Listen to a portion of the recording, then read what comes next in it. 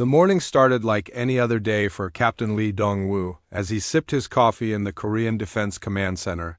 The screens around him showed peaceful blue skies and normal air traffic patterns. Birds were singing outside the windows, and soldiers were going about their daily routines. Nobody expected that this Tuesday would be the day everything changed forever. At exactly 9:30 in the morning, the first alarm started ringing. Lieutenant Park Ji-hai looked up from her computer screen with confusion written all over her face. The radar was showing something impossible. Objects were appearing in space above Earth, but they were massive beyond anything humans had ever built. The objects were not asteroids or space debris. They were clearly artificial structures with smooth black surfaces that seemed to absorb light itself. Each ship was the size of a small city, and more kept appearing every few minutes. Within an hour, there were dozens of them positioned above major population centers around the globe. Lee Dong-woo put down his coffee cup and walked over to the main display screen. His military training told him to stay calm, but his heart was beating fast as he watched the alien vessels take positions above Seoul, Tokyo, New York, London, and Moscow. These were not friendly visitors coming to say hello. The alien ships were beautiful in a terrifying way. Their hull designs looked like nothing humans had ever imagined, with flowing curves that seemed almost organic. Strange lights pulsed along their surfaces in patterns that hurt to look at directly. Some ships were shaped like enormous crescents, while others looked like twisted spears pointing down at the planet below. On the command bridge of the largest alien vessel, Admiral Crix studied the blue-green world beneath his fleet. His four eyes moved independently as he examined the readings his instruments were providing. The planet was rich with resources, and the life forms seemed primitive, perfect for the Vorthik Empire expansion plans. Crix was an impressive figure even by alien standards. He stood over 8 feet tall with chitinous armor plating covering his insect-like body. His movements were precise and calculated like a predator, sizing up its prey. He had conquered 17 star systems for the Empire, and Earth would be number 18. The Admiral looked at the data streaming across his screens and felt satisfied with what he saw. The dominant species used crude chemical rockets to barely escape their own gravity well. Their weapons were simple metal tubes that fired small projectiles using explosive powder. Their largest military vehicles were tiny compared to Vorthik war machines. Most importantly, the humans seemed to be divided into many different groups that fought among themselves constantly. Their planet showed signs of recent warfare, and their military forces were scattered across hundreds of different nations. Conquering them would be easy when they could not even work together. Down on Earth, governments around the world were having emergency meetings as the alien ships maintained their positions in orbit. Military leaders studied the vessels through telescopes and satellites, trying to understand what they were dealing with. The ships were clearly too advanced for human technology to challenge directly. In the Seoul Command Center, Lee Dong-woo was coordinating with military bases across South Korea and around the world. The alien ships had been silent for 3 hours, but everyone knew this was just the calm before the storm. When beings traveled between stars to reach your planet, they usually wanted something. The first communication came at exactly noon Korean time. Every television, radio, and internet connection on Earth simultaneously received the same message. The transmission was in perfect Korean, Chinese, English, Russian, and dozens of other human languages. The aliens had been studying Earth for some time. The voice that spoke was cold and mechanical, but the words were clear enough for everyone to understand. The Vorthik Empire claimed dominion over this solar system and all life within it. Humans had 24 hours to surrender completely and accept their new place as subjects of the Empire. Any resistance would be met with total destruction. Admiral Crix smiled as the ultimatum was broadcast to the primitive world below. This was always his favorite part of conquest. The moment when inferior species realized how helpless they truly were. Some civilizations surrendered immediately, while others tried to fight for a few days. Before accepting reality, the Admiral expected these humans to surrender quickly once they understood the situation. His fleet carried enough firepower to crack planets, and his ground forces had never been defeated in battle. The humans would see their predicament and choose survival over pointless resistance. But something unexpected happened in the hours following the ultimatum. Instead of preparing for surrender, the humans began preparing for war. Military bases around the world came alive with activity as soldiers loaded weapons and pilots started their engines.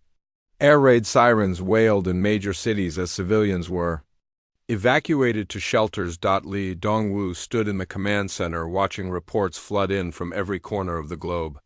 American forces were mobilizing along with Russian, Chinese, and European units. Even nations that had been enemies just days before were now sharing intelligence and coordinating their responses. Lieutenant Park Ji-hai looked up from her communications console with amazement in her voice. Military commanders from every major nation were requesting joint operations against the alien threat. Ancient rivalries were being set aside as humanity faced its first external enemy. The most surprising development was how quickly civilian populations were adapting to the crisis. Factory workers were volunteering to convert production lines for military equipment. Engineers were designing new weapon systems. Even children were helping by carrying messages and supplies to military units. Admiral Crix received the first reports of human military activity with mild interest. Every species tried to resist at first, but none had ever succeeded against Vorthak technology. His ships could destroy human cities from orbit, and his soldiers wore armor that could withstand their primitive bullets. However, something about the human response pattern was different from other conquests. Instead of central government surrender or mass panic, the humans seemed to be organizing for prolonged resistance.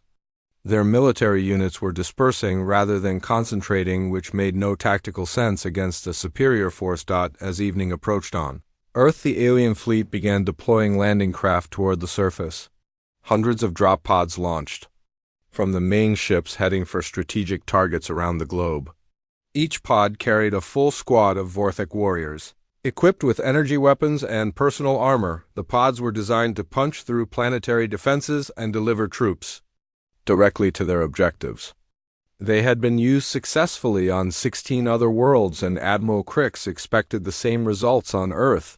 The humans would see Vorthak soldiers in action and lose their will to fight. Li Dongwu watched the alien pods streaking through Earth atmosphere like falling stars. In a few minutes, the first alien soldiers would set foot on human soil and the real war would begin. He thought about his family, his country, and his species facing extinction, but instead of despair, Li Dongwu felt something else burning in his chest. It was the same fire his ancestors had felt when defending Korea against impossible odds throughout history. The aliens wanted to see what humans were made of, and they were about to find out. The captain picked up his radio and sent a message to every military unit in South Korea and around the world. The message was simple, but it carried the weight of human determination that the aliens could never understand. We do not surrender. We fight.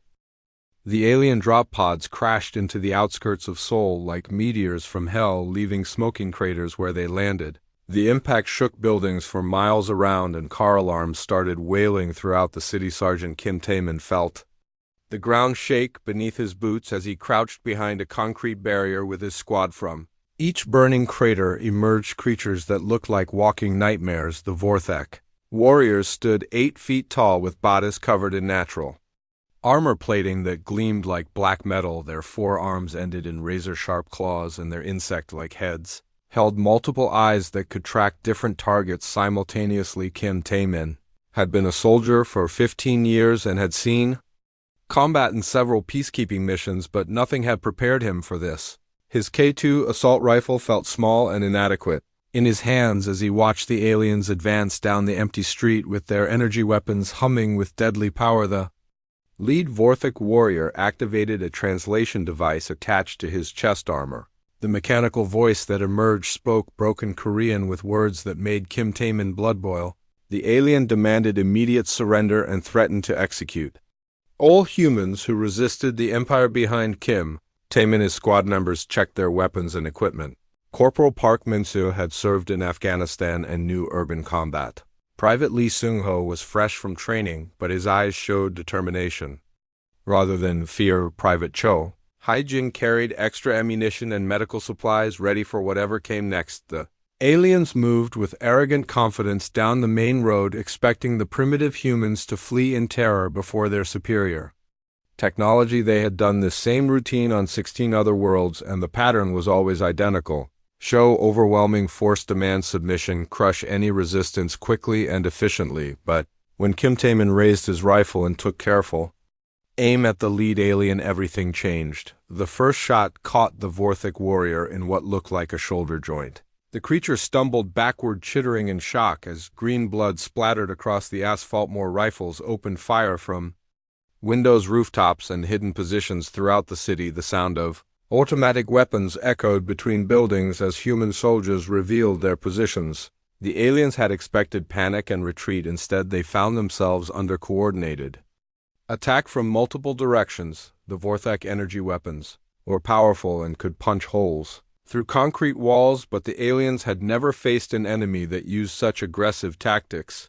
The humans fired from cover, moved quickly to new positions, and seemed to appear everywhere at once. Private Lee Seung-ho lobbed a hand grenade that exploded among a group of alien soldiers. The blast sent several creatures flying and filled the air with their alien screams of pain and confusion. Another soldier fired a rocket-propelled grenade that slammed into an alien hover tank, sending it spinning into a building in a ball of flames. Lieutenant Colonel Choi Yuna watched the battle unfold from the underground command center. Her screens showed similar fights happening across Seoul and around the world. The aliens were tough and their weapons were deadly, but they had never encountered resistance like this. The Vorthic had conquered other species by being bigger, stronger, and more technologically advanced. Their military doctrine was based on shock and awe, followed by quick surrender. But humans did not surrender easily, and their tactics were unlike anything in alien military databases. Choi Yuna coordinated strikes across the city using every communication method available. Radio networks carried orders to frontline units. Internet connections shared real-time intelligence. Cell phones allowed isolated soldiers to call for support. Even old landline telephones were used when other systems failed. The aliens tried to jam human communications but found it impossible to block everything at once. Humans used so many different technologies and backup systems that shutting down their coordination required more resources than the invasion force possessed. As the day wore on, the fighting intensified. Human soldiers learned to target alien weak points at joints, weapon connections, and sensory organs. Korean steel proved effective against alien armor when aimed properly and delivered with enough force. Sergeant Kim Tae-min led his squad through back alleys and side streets, using their knowledge of the city to outmaneuver the invaders. The aliens were powerful, but they did not know Seoul like humans who had lived there all their lives. The urban environment worked in favor of human defenders. Buildings provided cover and concealment while allowing multiple firing positions. Rooftops gave sniper positions, while basements offered safe routes for movement. The aliens found themselves fighting in a maze they did not understand. By evening, the first day of invasion had not gone according to Vorthic plans. Instead of human surrender and quick victory, the aliens found themselves engaged in costly street fighting against an enemy that refused to give up. Admiral Crix received casualty reports with growing disbelief. His ground forces had suffered losses that were supposed to be impossible against primitive projectile weapons. The humans were using tactics that seemed chaotic, but were somehow effective. The alien commander studied battlefield recordings, trying to understand what had gone wrong. His warriors were individually superior to human soldiers, but the humans fought in coordinated groups that supported each other. The primitive species was using teamwork in ways that Vorthic doctrine had not prepared for. In the Seoul Command Center, Lieutenant Colonel Choi Yuna reviewed the day battle reports. Human forces had taken heavy casualties, but they had accomplished something important. They had hurt the invaders and forced them to retreat to their landing zones. More importantly, the first day of fighting had proven that alien technology was not invincible. Human weapons could penetrate Vorthic armor with proper targeting. Alien vehicles could be destroyed with sufficient firepower, and alien soldiers could be killed just like any other enemy. The news of successful resistance spread around the world through internet connections and satellite communications. Other human forces had achieved similar results in Tokyo, New York, London, and Moscow. The aliens were tough, but they were not unstoppable. As Night fell over the battlefields, both sides prepared for continued fighting. The aliens established defensive perimeters around their landing sites while human forces regrouped and resupplied. The war was just beginning, but humanity had already proven something important. They would not surrender without a fight. And when humans fought, they fought with everything. The aliens had expected quick conquest against a primitive species. Instead, they had awakened something that would change everything. The Vorthic Empire had made their first mistake. They had underestimated human determination and creativity. Now, they were about to learn why humanity had fought its way to the top of Earth's food chain, and why they had never stopped preparing for war. Tomorrow would bring new battles and new challenges, but tonight human soldiers around the world knew they had drawn first blood against an enemy from the stars. Korean steel had tasted alien blood and found it was just as red as any other. General Park Min-ho stood in the underground bunker deep beneath Seoul, surrounded by maps and tactical displays that showed the true scope of the alien invasion. The first week of fighting had revealed something the Vorthak had never encountered. Before, humans did not just fight with military weapons, they turned everything into instruments of war. Major Han So-young entered the command center, carrying a tablet filled with reports from around the globe. Her face showed exhaustion, but also excitement as she shared the latest intelligence from other battle zones. The news was unlike anything military historians had ever documented. In Australia, mining companies had volunteered their equipment for the war effort. Massive excavators and drilling machines were being used to create underground tunnel networks that allowed human forces to move beneath alien positions. Giant dump trucks loaded with explosives drove directly into enemy formations before detonating. The Vorthak had prepared for conventional military resistance. They expected organized armies using standard weapons in predictable formations. Instead, they faced a species that could weaponize anything from farming equipment to kitchen appliances. Captain Nam Hyun-soo reported from the Japanese front, where his special operations team was using modified civilian drones. The small aircraft had been equipped with explosives and cameras, allowing them to scout enemy positions before attacking like electronic kamikaze pilots. Drones were too small and numerous for alien air defenses to track effectively. They swarmed through Vorthak formations, causing confusion and damage while gathering intelligence about enemy weak points.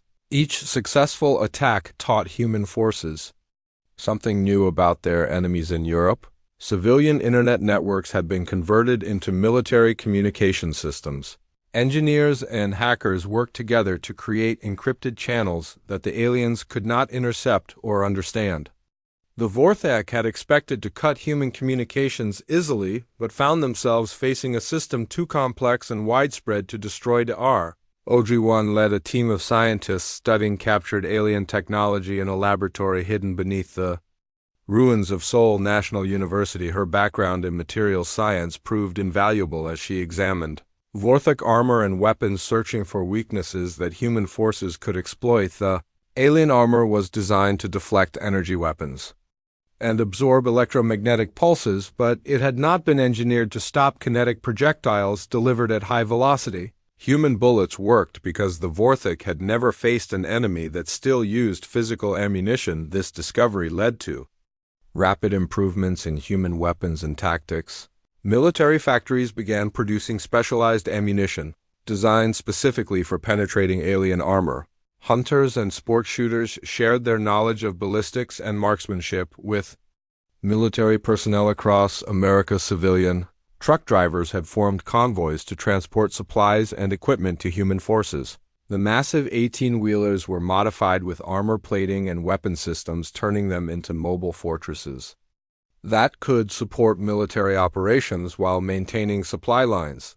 The Vorthak had studied human military doctrine and expected centralized command structures with clear hierarchies. Instead, they found themselves fighting an entire civilization that had spontaneously organized itself for total war. Every factory, farm, and workshop had become part of the human war machine. In Korea factory, workers had retooled automobile production lines to manufacture military equipment. Shipyards that normally built cargo vessels were now producing patrol boats equipped with anti-aircraft weapons. Even textile factories were making camouflage uniforms and equipment carriers. The speed of human adaptation amazed both human commanders and alien observers.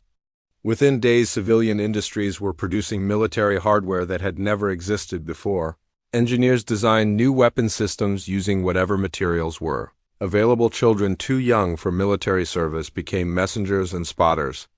Their small size allowed them to move through areas too dangerous for adults. They carried communications between isolated units and provided early warning of alien movements. Their contribution was small but vital. Admiral Crix received increasingly desperate reports from his ground commanders. The humans were not fighting like any species the Vorthak had encountered. Every battle revealed new tactics and weapons that seemed to appear from nowhere. The alien military machine was designed for efficiency and overwhelming technological superiority. Vorthak doctrine assumed that superior weapons and armor would quickly defeat any resistance. But humans seemed to create new solutions faster than aliens could adapt to them. In one report from the North American theater of Vorthak, commander described human forces using construction equipment as weapons.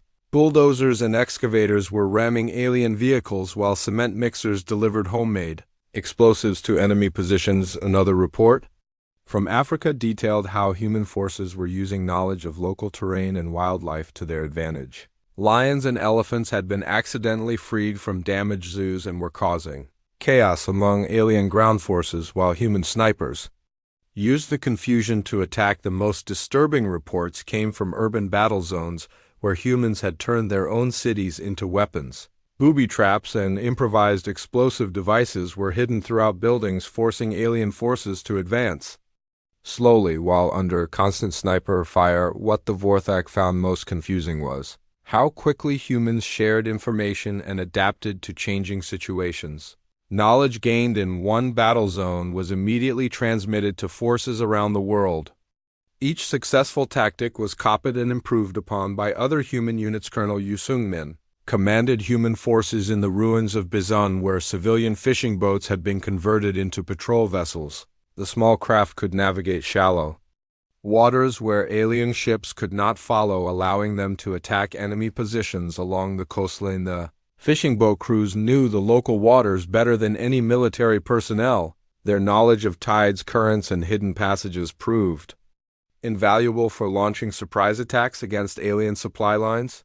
The enemy had superior technology, but humans had superior knowledge of their own planet. By the end of the first month, the character of the war had completely changed. The aliens still controlled orbital space but could not pacify the surface. Human resistance was growing stronger and more sophisticated with each passing day. The Vorthak had expected to face an army. Instead, they found themselves fighting an entire species that had turned every aspect of their civilization into weapons of war. Every human was now a potential soldier, every building a potential fortress, every machine a potential weapon. Admiral Crix stared at the casualty reports and resource consumption data with growing alarm. His forces were still technically superior, but the cost of each victory was increasing while human capabilities seemed to expand daily. The primitive species was not primitive at all. They were creative, adaptable, and absolutely refusing to surrender. The Vorthak Empire had never encountered anything like human ingenuity combined with desperate determination. 3 months into the invasion, the war had transformed both sides in ways neither had expected. The aliens still controlled the skies, but the ground belonged to humanity. In the ruins of downtown Tokyo, Colonel Yu Sung-min studied holographic displays showing the most ambitious operation human forces had ever attempted.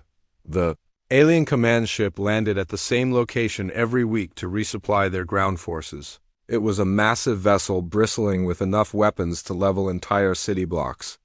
But 3 months of fighting had taught humans something crucial about their enemies. The Vorthak were predictable. Sergeant First Class Lee Bo Young examined the intelligence reports with the eye of a veteran who had survived countless battles against the invaders. Her unit had fought aliens in Seoul, Bizun, and now Tokyo. Each engagement had revealed more about enemy tactics and weaknesses. The command ship followed the exact same landing pattern every time, same approach vector, same security perimeter, same schedule for loading and unloading supplies. The aliens relied on their technological superiority so completely that they never considered changing their procedures. Captain Wang Ji-hoon specialized in electronic warfare and had spent months studying alien communication systems. His team had discovered that Vorthak forces used rigid hierarchical command structures. Without constant orders from above, individual alien units became confused and ineffective, the plan forming. In the underground command center was dangerous beyond belief. While the alien command ship was grounded, human forces would launch coordinated strikes against its support systems, not to destroy the vessel. They lacked weapons powerful enough for that, but to force it to launch while human infiltration teams were still aboard. Lieutenant Park Soo-jin would lead the infiltration squad. Her background in urban warfare and small unit tactics made her perfect for the mission she had volunteered. Knowing the chances of survival were minimal, but the intelligence value could change the entire war. The room was filled with soldiers from every nation on Earth.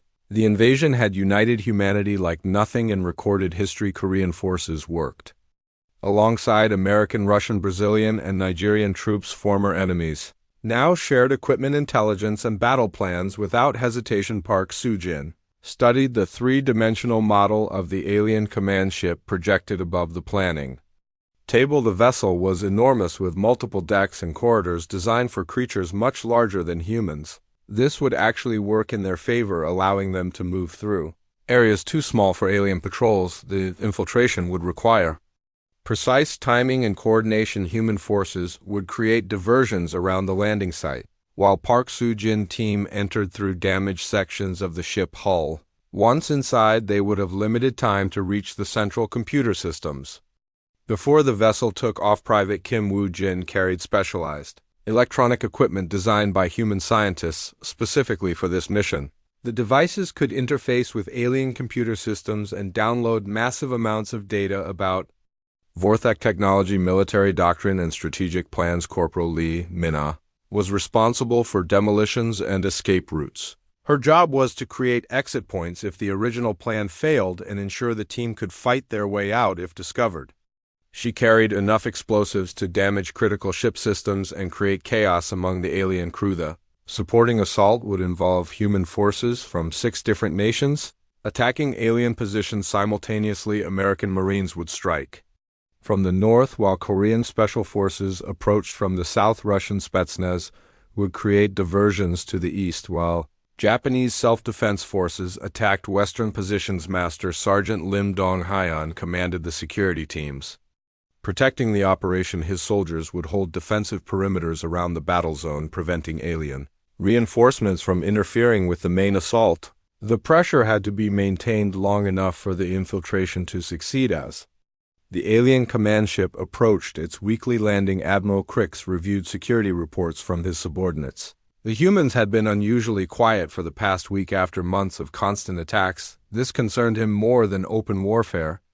Because humans were never truly quiet, the ship touched down on the prepared landing platform surrounded by Vorthak defensive positions. The massive vessel settled with mechanical precision as ground crews began unloading supplies and equipment. Everything proceeded according to standard protocol. 5 miles away, Park Soo-jin checked her equipment one final time. Her team carried weapons, ammunition, medical supplies, and electronic devices, but more importantly, they carried the hopes of every human on Earth. The data they gathered could provide the breakthrough humanity desperately needed. The first diversionary attacks began exactly on schedule. Human forces struck alien positions with unprecedented coordination. Artillery shells, rocket propelled grenades, and small arms fire poured into enemy formations from multiple directions. The aliens responded with their usual tactics, calling for reinforcements and air support, but this time the human attacks were different. Instead of hit and run tactics, they maintained sustained pressure, forcing the aliens to commit more resources to defending their perimeter.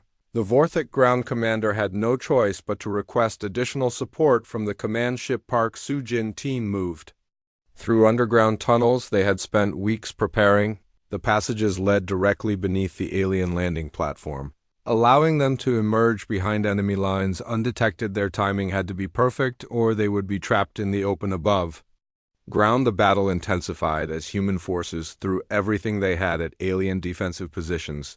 Tank rounds, mortar shells, and machine gun fire created a continuous thunder that shook buildings for miles around. Smoke and flames rose from dozens of impact points, the alien command ship began launching fighter craft to support the ground battle exactly as human planners had predicted. The vessel's massive weapons turned toward human positions, providing devastating covering fire that forced the attackers to take cover inside the ship systems activated automatically as the crew prepared for possible emergency departure. The Vorthek had learned to be cautious when dealing with human tactics, and the intensity of this attack suggested something beyond normal harassment operations. Park Soo-jin emerged from the underground tunnel directly beneath the command ship hull. Her team moved quickly to a damaged section where previous human attacks had created small breaches in the alien armor plating. The gaps were barely large enough for humans to squeeze through once. Inside the ship, the team found themselves in a maze of corridors designed for 8-foot-tall aliens. The ceilings were too high and the passages too wide, but this gave them room to move quickly through areas the enemy would not expect intruders to use. Kim Woo-jin connected his electronic equipment to alien computer terminals, while Park Soo-jin and Lee Mina provided security. The downloading process would take several minutes, during which they were completely vulnerable to discovery by alien patrols. The data flowing into human devices was beyond anything their scientists had imagined. Technical specifications for alien weapons, detailed maps of Vorthak military installations, and most importantly, the complete command structure of the invasion force outside the ship. Human forces maintained their attack with desperate intensity. They knew their comrades inside needed every possible second to complete their mission. Even as casualties mounted, the assault continued with unrelenting fury. Admiral Crix made the decision to launch his command ship before the human attack could threaten its safety. The vessel began powering up its engines while Park Soo-jin team was still aboard, exactly as human planners had hoped. The intelligence gathered during those crucial minutes would change everything. The intelligence gathered from the command ship raid sent shockwaves through human leadership around the world. Dr. Kim Hae-jin worked frantically in her underground laboratory, analyzing the alien technology data that brave soldiers had risked their lives to obtain. What she discovered would give humanity its first real chance at victory. The Vorthek military system was completely dependent on a central control network that connected every alien device, from individual weapons to massive starships. If this network could be disrupted, their forces would lose all coordination and become isolated units fighting without support. Kim stood before an emergency council session that included representatives from every major nation on Earth. Military leaders, scientists, and government officials listened intently as she explained humanity's greatest opportunity since the invasion began. General Sun Woo-young leaned forward, studying the technical readouts, his years of military experience telling him this was the breakthrough they had been waiting for. The alien weakness was also humanity's strength. While they relied on centralized control, humans excelled at independent action and adaptation. To build a virus capable of penetrating alien computer systems would require every skilled programmer on the planet. Computer scientists who had been developing video games were now designing weapons of electronic warfare. Hackers who had once targeted corporations were now fighting for species survival. The project that followed united humanity in ways that centuries of diplomacy had failed to achieve. Scientists from rival nations shared classified research without hesitation. Military personnel provided protection and resources, while civilian volunteers worked around the clock. Master Sergeant Lim Dong-hyeon commanded security forces, protecting the main research facility. His job was keeping the scientists alive while they performed their technological magic around the clock. His soldiers fought off increasingly desperate alien attacks trying to disrupt the project. The Vorthak had detected unusual electromagnetic patterns coming from human research centers, but could not determine what was being developed. Their attempts to penetrate human facilities met fierce resistance from defenders who knew the importance of their mission. In orbit, Admiral Crix studied intelligence reports with growing concern. His forces were still technically winning battles, but human resistance was becoming more sophisticated and coordinated. Something was being prepared, but his analysts could not identify the threat. The virus development required combining human creativity with alien technology in ways that had never been attempted, computer code had to be written that could interface with systems designed by completely different minds using principles that barely made sense to human logic. Dr. Park Seung-ho led a team of linguists and mathematicians working to understand how alien computers processed information. The Vorthak used mathematical concepts that did not exist in human knowledge, but patterns could be identified and exploited. Captain Jang Min-young prepared for one of the most dangerous missions in military history. She would pilot a modified civilian aircraft, carrying electronic warfare equipment close enough to alien positions to upload the virus directly to their system surround the world. Similar preparations were taking place. Human forces had identified key transmission points where the virus could be introduced to the alien network. Volunteers stepped forward knowing they might not survive the mission, but understanding its importance. The virus itself was a masterpiece of human ingenuity designed to spread through alien systems like a digital plague. It would copy itself through every connection while remaining undetected until activated simultaneously across the entire network. Lieutenant Yoo So-jin studied the upload procedures that would be used when the moment came. Her team had practiced the process hundreds of times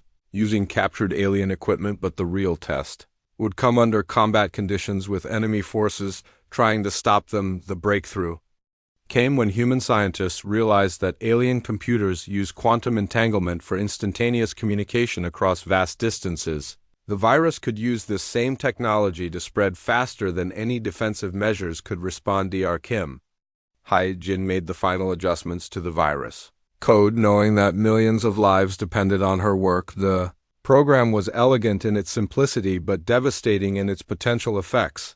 Once activated, it would shut down alien weapons communications and vehicle systems simultaneously around the globe. Human forces prepared for Operation Steel Fury, the coordinated attack that would upload the virus to alien systems through every possible connection point. The timing had to be perfect, or the aliens would adapt their defenses and close the vulnerability. Military units took positions near alien installations while civilian volunteers prepared backup transmission equipment. Scientists made final checks on the virus code while soldiers said goodbye to families they might never see again. The upload would happen simultaneously across all time zones, preventing the aliens from detecting and stopping the attack. Once the virus began spreading through their network, it would be too late for countermeasures. Captain Wang Ji-hoon ran final tests on the transmission equipment, his electronic warfare expertise crucial for the mission's success. His team had identified hundreds of entry points into the alien network, but they would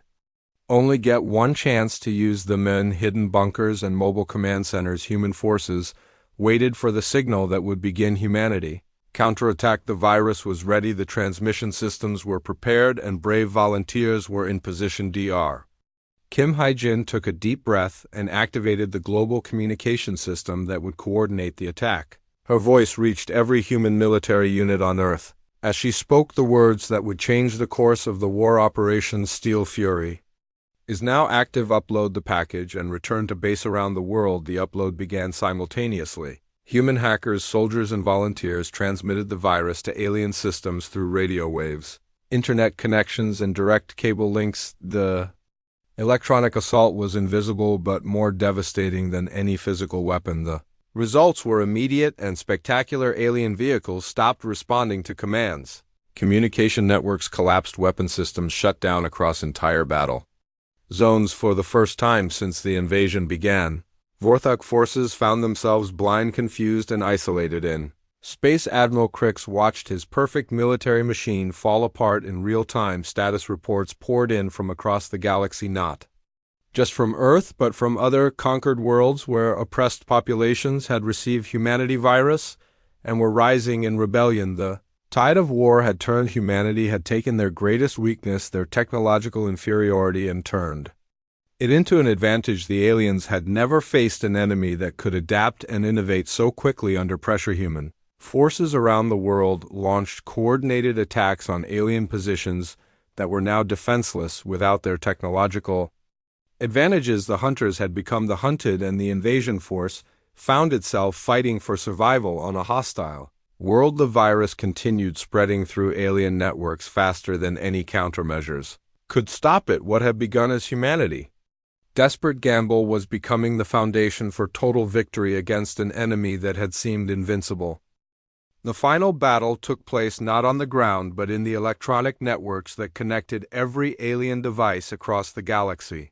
As humanity virus spread through Vortex systems like digital wildfire, human forces launched coordinated attacks. On every front, the aliens, suddenly cut off from their command structure, found themselves facing an enemy they finally understood too late. Admiral Crix watched his empire perfect military machine fall apart in real time. Status reports flooded in from conquered worlds across the galaxy where enslaved populations had received humanity electronic weapon and were rising in coordinated rebellion. The virus had spread beyond Earth faster than anyone had imagined possible. The Vortex command bridge had become chaos as officers struggled to understand what was happening. Their instruments showed system failures cascading through every level of their technology. Weapons would not fire, ships could not navigate, and communication was completely severed on Earth. Colonel No Hyun Woo led the final assault on the alien stronghold in what used to be New York City. The massive Vortex fortress had seemed impregnable just days before, with weapons that could destroy city blocks and shields that deflected human missiles. Now, with its defenses offline and its garrison cut off from reinforcements, the fortress was just another target. Human forces advanced from every direction using tactics perfected through months of desperate fighting. The aliens inside were still dangerous, but they were no longer unstoppable. Lieutenant Yu Sojin crouched behind cover as her squad prepared to breach the fortress walls. The aliens inside had lost their technological advantages, but they still had claws, fangs, and the desperation of cornered predators. Her soldiers checked their weapons, knowing this would be close, brutal fighting. American Marines fought alongside Korean Special Forces, while Russian Spetsnaz coordinated with Japanese self-defense troops. The invasion had united humanity in ways that centuries of diplomacy had failed to achieve. Former enemies now shared ammunition, medical supplies, and tactical intelligence without hesitation. Breach charge exploded with thunderous force, opening a gap in the alien walls wide enough for armored vehicles to pass through. Human tanks rolled through the opening, followed by infantry squads moving with the confidence of soldiers who knew victory was within reach. Inside the fortress, the remaining Vortex defenders made their last stand without their energy weapons and communication systems. They fought with primitive claws and mandibles like the ancestors they had evolved beyond millions of years ago, but humans had thousands of years of experience fighting with primitive weapons. The battle was over in hours where previous assaults had failed for months. Human forces systematically cleared each level of the fortress, facing fierce resistance from aliens who knew surrender meant death, or worse. The defenders fought bravely, but they were outnumbered, outgunned, and completely isolated. Similar scenes played out around the globe as human forces overran alien positions that had been fortified strongholds just days before. The virus had not just disabled alien technology, it had stripped away every advantage that had made the Vortex Empire successful. Admiral Crix faced a decision that would echo through galactic history. His ship was one of the few vessels still capable of movement, but even its systems were failing as the virus continued spreading through quantum-entangled networks. He could try to fight a hopeless battle or preserve what remained of his forces. The Admiral activated his ship's self-destruct sequence and prepared to retreat to deep space with the surviving elements of his fleet. The explosion that followed was visible from Earth's surface as the massive command vessel tore itself apart rather than face capture. The message Crix broadcast to the Vortex High Command was simple but carried implications that would reshape galactic politics. Do not engage the humans. They are not what they appear to be. The species we dismissed as primitive has technology and tactics we cannot comprehend on. Earth victory celebrations lasted for weeks, but humanity had learned something important during the invasion. They were not alone in the universe, and they would never again be unprepared. The steel that had been forged in fires of war would be used to build starships. Dr. Park Hae-young was appointed as Earth First Director of Interstellar Affairs, charged with preparing humanity for their expansion to the stars. She stood at the window of the newly constructed orbital station watching Construction crews build the first human starships. Below her, the planet healed from scars of war. Cities were being rebuilt with new technologies adapted from captured alien equipment. Factories that had produced weapons were now manufacturing spacecraft. Components humanity was preparing to take their place among the stars. The alien invasion had taught humanity valuable lessons about unity, cooperation, and the power of determination combined with creativity. The virus that had defeated the Vorthak was already being adapted for peaceful purposes, allowing human computers to interface with alien technology. Lieutenant Park Soo-jin, now promoted to major, stood on the observation deck of humanity's first interstellar exploration vessel. Her infiltration mission had provided the intelligence that made victory possible. Now she would help explore the galaxy that had once seemed so threatening. The ship around her was a hybrid of human engineering and alien technology, combining the best aspects of both civilizations. Human creativity and adaptability merged with Vorthak efficiency and power created vessels capable of traveling between stars in weeks rather than centuries. Captain Lee Dong-woo commanded the exploration fleet that would carry humanity message to the galaxy. The same determination that had driven him to resist the invasion now powered his mission to establish peaceful contact with other civilizations. The Vorthak Empire had come to Earth expecting easy conquest of a primitive species. Instead, they had awakened something that would change the balance of power throughout the galaxy forever. Humanity had passed their first test among the stars with flying colors. Other alien civilizations watched nervously as human ships began appearing in distant star systems. The species that had defeated the mighty Vorthak Empire was now exploring the galaxy with the same combination of steel and fury that had won their independence. Dr. Kim Hae-jin continued her research into alien technology, but now her work focused on peaceful applications. The virus that had crippled enemy systems was being transformed into translation software that would allow humans to communicate with any species they encountered. The age of human expansion had begun, built on a foundation of steel sharpened by adversity and fury, tempered by victory. Humanity had proven that technological superiority was not enough to guarantee conquest when facing a species willing to sacrifice everything for freedom. General Sun Woo-young established the Interstellar Defense Force, tasked with protecting human colonies and ensuring that no species would ever again threaten Earth with invasion.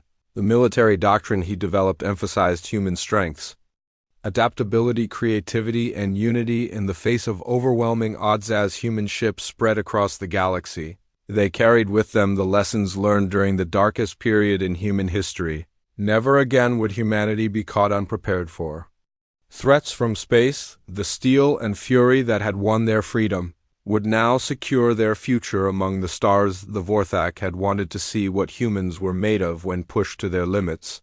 They had discovered that humanity was made of steel that could not be broken and fury that could not be extinguished. When combined with human imagination and determination, these qualities made them unstoppable. The galaxy would never be the same.